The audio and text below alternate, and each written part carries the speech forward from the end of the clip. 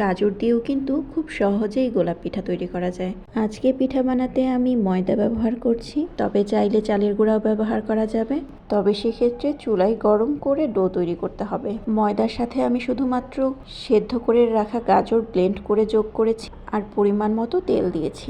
এবারে রুটি বেলে গোল করে কেটে চারদিকটা এভাবে কেটে বাড়তি অংশ থেকে গোলাপের ভেতরের অংশটা একটু ডিজাইন করে নিচ্ছি। এবারে এটাকে বসিয়ে দেব ঠিক মাঝ বরাবর। তারপর এক একটা পাপড়ি তৈরি করব। খেয়াল করলে দেখলেই বুঝতে পারবেন। পাপড়িগুলো অবশ্যই ভালো করে আটকে দিতে হবে, তা না হলে ভাজার সময় পাপড়িগুলো খুলে যাবে। এভাবে ধীরে ধীরে প্রত্যেকটা পাপড়ি যোগ করতে হবে। দেখে হয়তো খানিকটা কঠিন মনে হতে পারে, তবে বিশ্বাস করুন, আপনি চেষ্টা করলে অবশ্যই আরও সুন্দর করে পারবেন। তারপর খুব সহজেই তৈরি হয়ে গেল সুন্দর একটি গোলাপ পিঠা। দেখুন কত সুন্দর লাগছে, মনে হচ্ছে যেন তাজা একটি গোলাপ। এভাবে সবগুলো বানিয়ে নেব, তারপর ডুবো তেলে ভেজে নেব।